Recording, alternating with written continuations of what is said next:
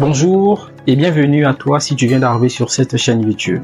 Comme vous le savez, sur cette chaîne YouTube, nous avons coutume d'aborder des thèmes ayant lien avec l'entrepreneuriat, la motivation et le développement personnel. Aujourd'hui, le thème que nous allons aborder porte sur le fait de ne pas quitter son emploi pour entreprendre.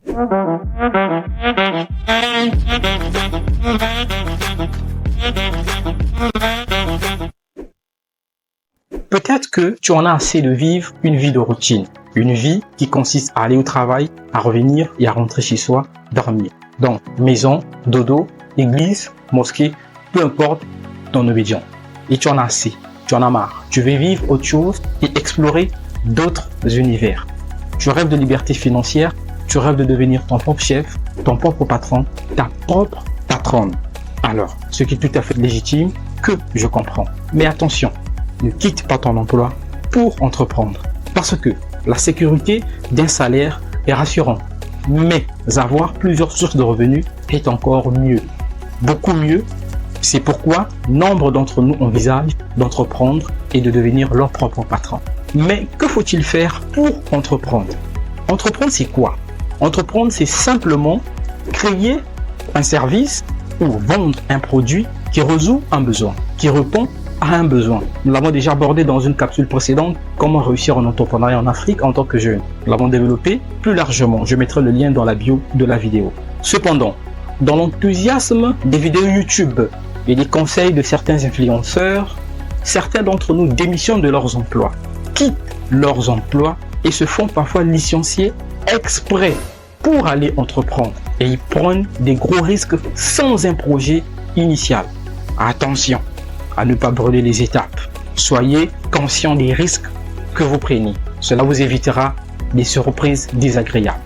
Deux choses à savoir avant de quitter son emploi pour entreprendre. 1. Le risque financier. Lorsque vous entreprenez un projet, adieu le salaire fixe. Si vous démissionnez, donc vous n'aurez plus le salaire fixe.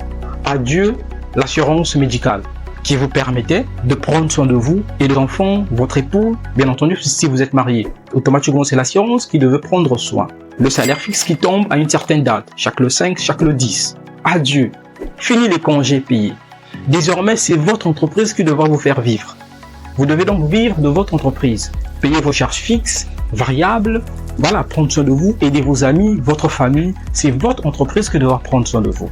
2. L'échec. L'échec fait partie intégrante de l'entrepreneuriat. Que faire si votre projet ne décolle pas dans 6 mois, dans 8 mois, dans 10 mois? L'échec fait partie intégrante de l'entrepreneuriat quand vous ne trompez pas. Vous devez générer suffisamment de revenus si votre projet ne décolle pas. Ensuite, vous devez adopter ce qu'on appelle une mentalité d'entrepreneur. Fini les salaires qui tombent tous les mois. Vous devez vivre des factures que vont générer votre entreprise. Que faire alors dans ce genre de situation? Voici mes 3 conseils. Le premier conseil, c'est avoir un plan. Donc, ayez un plan. Entreprendre ne s'improvise pas. Vous ne pouvez pas vous réveiller un bon matin et dire que vous allez entreprendre. Entreprendre, c'est un projet réfléchi.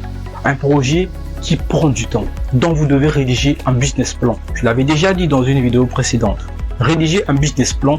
Comment est-ce que vous prévoyez organiser votre entreprise? La gestion de votre entreprise de bout en bout. Connaître les tenants et aboutissants du marché dans lequel vous voulez vous insérer.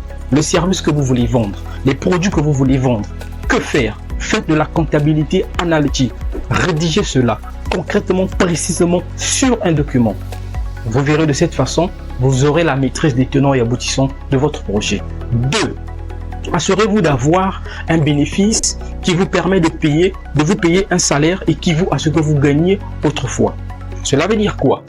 Tout en assurant le fonctionnement de votre entreprise, vous devez avoir un salaire. Je vais dire quoi?